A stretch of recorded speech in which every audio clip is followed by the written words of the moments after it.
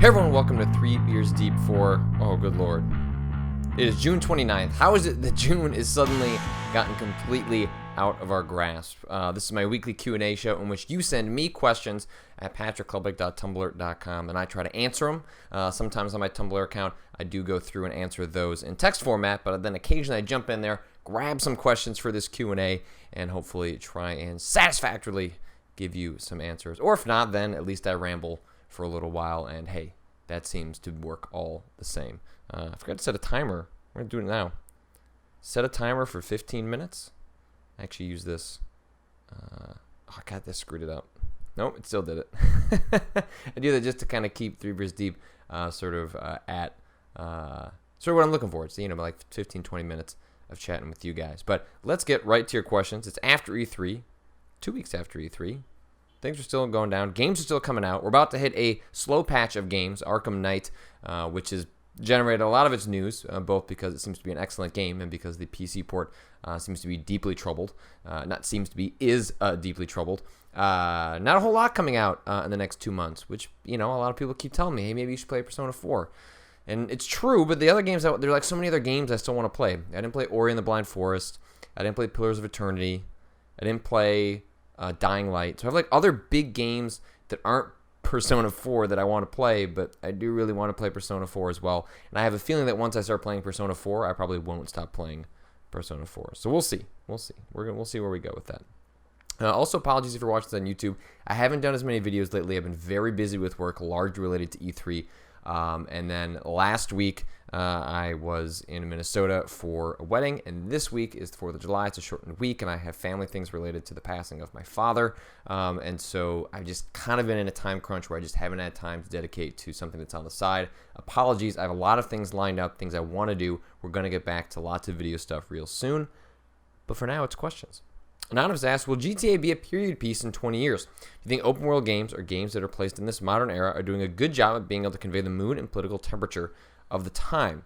That's interesting, and it's especially fascinating to think about in the context of sort of the culture questions that are thrown about in regards to video games in the last couple of years, especially in the light of Gamergate and things of that nature, in which there's sort of the sentiment of, oh, get politics out of my games. And in order for games to sort of reflect the times that they were in, it reflects the culture and the values and the feelings and all these things that go into sort of informing political temperament that are embedded in to these games. And so I think GTA 5, whether you want to look at that specifically or not, all games are sort of product of their times. And I think there are some that are probably more products of the time. Like, I wonder if you'll be able to look at a game like Hatred and go, oh, that's a product of our time. Or maybe it is in the fact that it's counterculture, right? Where in large parts of society, look, we just passed, or not passed, but the Supreme Court expanded gay marriage rights to everyone in the country, to all states. Does the fact that the country is moving more progressive, but then you have something like Hatred that is sort of like purposely counterculture to go against quote-unquote progressives, because that word kind of gets mixed up in a whole lot of other things. I don't know that you can look at individual games.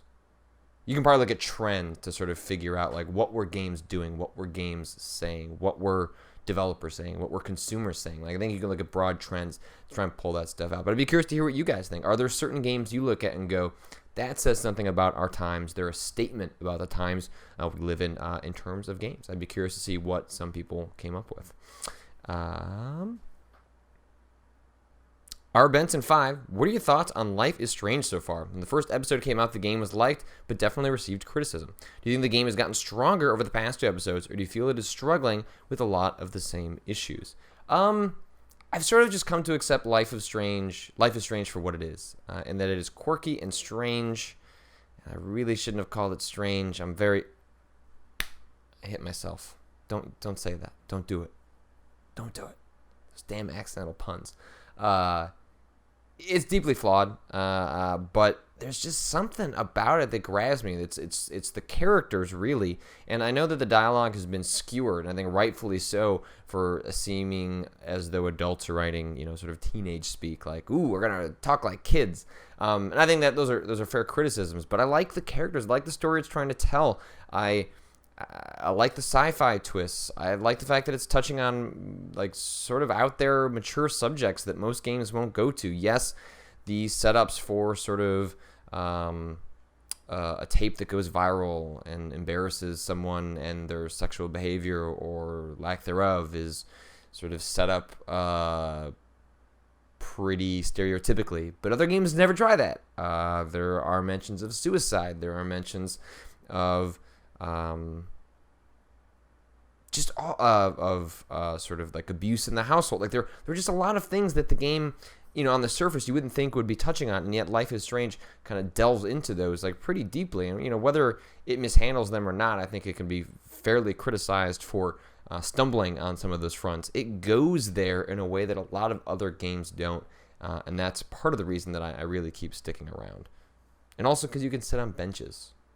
More games need to let you sit on benches. Dipswitch says, thanks for writing that article about Super Arcade and the Azusa City Council. I'm not from SoCal, but seeing any independent arcade struggle is kind of heartbreaking, especially for a scene born in arcades. You've written great, fair articles about the fighting game community time and time again. I get that covering the fighting game community on a non-fighting game community site is largely a thankless job, since a portion of the community are content to sit on R Kappa and spill vitriol and act childish. So again, thanks. Yeah, my interactions with the fighting game community have honestly largely been positive. There are isolated incidents in which I have been, not just me, but I've noticed it with other folks. And let's step out more broadly. I don't think this is strictly about the fighting game community. Let's talk more about communities in which big media outlets, of which Kotaku and Giant Bomb were kind of the both instances in which I wrote about the fighting game community and sort of drew the ire of the fighting game community. But I think this probably applies beyond just the fighting game community, in which large media outlets come in, write a story, and then don't cover those communities again, or don't make the effort to really learn what those communities are. And often, those stories that get written on bigger sites tend to skew negative. It's not about the great things that are happening in this community, or about the vigorous debate that's happening in that community, or anything of that nature. It often, as was the case with one of my first major fighting game community stories at Giant Bomb, it was about this guy named Eris, in which he was on a Capcom-sponsored reality show fighting stream thing, in which he made a bunch of gross, inappropriate, sexist comments to a woman on that stream. And I did not feel any regret pointing that out. I did not feel any regret writing that story. But I think what I would have regretted, and what I thought was fair amongst members of the fighting game community, was when they pointed out, don't just let this be the only story you write. Don't just be an outlet or a reporter that comes in, kind of an ambulance chaser, sees something horrible happen, and not pay attention to what else is happening. That doesn't mean, which I think that often gets conflated, rather, with communities when they get written about in outlets or from reporters or from points of the internet where they don't usually get written about. They don't like that their dirty laundry is being aired. They don't like that a spotlight is being shown on some of the uglier parts of the community. They don't want to engage with that nearly as much as they want to point to the good things they're doing. And both of those things can be true, I think, in which the media doesn't spend enough time learning about communities before writing about them. And it's actually why I've enjoyed some parts of Kotaku so damn much, is because I have certain beats. There are games that I follow. I dig into the Dark Souls community. I dig into the Bloodborne community. I dig into the Resident Evil community. And I follow them to a degree that I have never done before in my career. And it's been incredibly satisfying. It's been incredibly compelling. It's allowed me to be at the forefront about writing about stories that I never could have covered to the detail and nuance that I have in the past. It's why I can talk about, sort of shadow banning in Dark Souls games, where you get cordoned off to certain segments of the community and can't play with other ones, even though players are just using mods that are to make up for deficiencies and From Software's development of the game. And I can't write that, couldn't have written that, without paying attention to that community. And I think Kotaku does do a pretty good job of that. I'm not saying that they've been perfect with the fighting game community or perfect with other communities in the past, but I think you compare what Kotaku tries to do relative to other sites, I think you'll see that there is sustained interest, coverage, nuance there that there aren't in a lot of other places. All that said, doesn't absolve us from criticism, doesn't absolve us from when we make mistakes, and please point out when that happens. But also, if you're in those communities, tell me your stories. Email me. It's just patrick.klupik@kotaku.com. I want to hear your cool stories, and I want to share them with other people. So if you've got one, make sure to do that. Good question.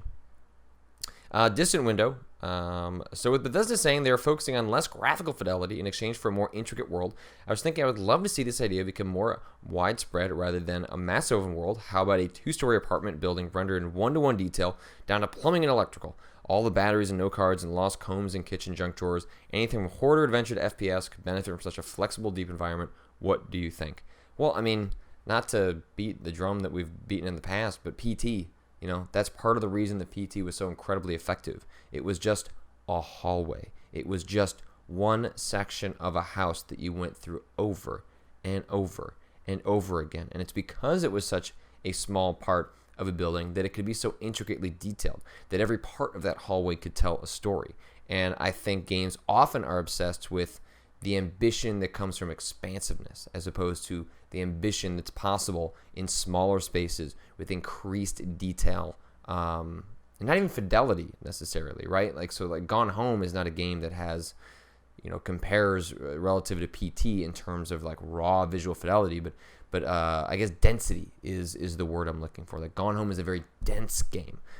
It may not be as big as a lot of other games, but it's incredibly dense. You're going through drawers, you're going through shelves, you're going through books, you're going through closets, you're doing all this stuff, and it's very dense. There's just so much to look through. And PT felt dense in a different way, in that it was able to revel in that one hallway and create an enormous amount of depth from something that otherwise would have just been one of any other kind of hallway in any other kind of game. So I think you're absolutely right that games sometimes get a little too sort of obsessed with, our maps are huge, when it could just be, well, the map's tiny, but there's a ton of stuff going on inside it.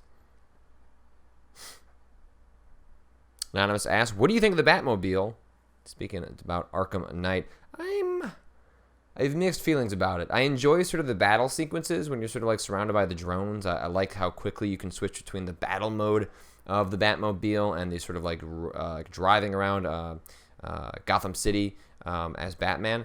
But it's such an enormous vehicle, and I often feel so constrained when I'm going around that it's not that enjoyable to drive. And I've heard that maybe some of that kind of irons itself out as you get further into the game, where not only do you understand how to drive the Batmobile better, but the upgrades end up making it a more enjoyable experience. But I find that I will err on the side of just roaming around the city, kind of just floating through the air, because I just find that more enjoyable, and it feels more Batman, at least in the way that the Arkham games have been constructed by Rocksteady. And to be frank, I'm playing on the PC, and the frame rate is at its worst when I'm in the Batmobile. I've made a bunch of tweaks to the graphical settings that have gotten me into a place where I'm basically locked at 30 most of the time. But even when I'm in the Batmobile, it's the one time when the frame rate takes a dip.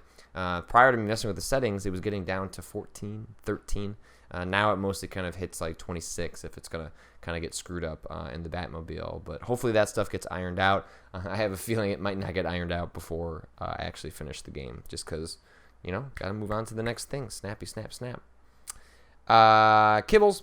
Hi-ho, Patrick. Looking at what VR is at in the moment, it seems like it's going to have a rough couple of years when it's released. Not many people actually buy a headset until they iterate enough to get the price down and make enough software to justify the purchase. Besides that, there's a hardware splinter going on where every other studio seems to be making its own VR gear, oversupplying an underbanded market. Do you think VR will survive these turbulent years? There's little doubt in my mind that sales of VR are going to be kind of disappointing up front. I want to be wrong about that. There have been times in the past I make proclamations and I'm immediately proven wrong. And this is one where I hope I'm wrong, but I have this worrisome feeling in my gut that there's just an enormous amount of enthusiasm for VR. And I think VR has potential in a way that 3D didn't, right? So I think 3D we became obsessed with as a novelty factor. And not to say that there aren't practical substantial applications of E3D. I think games have proven that far more than film has. I think you look at what Nintendo has done with 3D on the 3DS. Games like Super Mario 3D World are substantially better with 3D, and were incorporated into the gameplay in a way that I think most films never take into account, or very rarely take into account, in which the 2D versions are superior in a number of ways. The 3D is, at least isn't given enough care to make it worth caring about. And I've had enough experiences in VR that and I've spent enough time with VR that there's something more there. VR is something. And, the potential of VR is separate from its commercial potential, right? And so, like, VR as a concept, VR as a space, VR as a creative platform can be at odds with what commercially it's able to pull off. And I think it's entirely possible that, demonstrated by Oculus's Rift's relatively poor press conference, at which I think most people could probably tell you nothing about what they showed at this point. They showed very few projects that I think were impressive beyond, well, I've seen that CCP EVE Online game like 4 times now. It still looks cool. I'll probably enjoy it, but you can't keep showing that. The other stuff they showed was either really early, graphically not that impressive, or I think, more realistically, you look at what was so successful about Microsoft's HoloLens demonstration for Minecraft. It's just much easier to show stuff like alternate or augmented reality versus virtual reality. Virtual reality just kind of looks like a normal video game, but your head's jerking around a whole lot. And I think how they sell virtual reality is going to be incredibly difficult.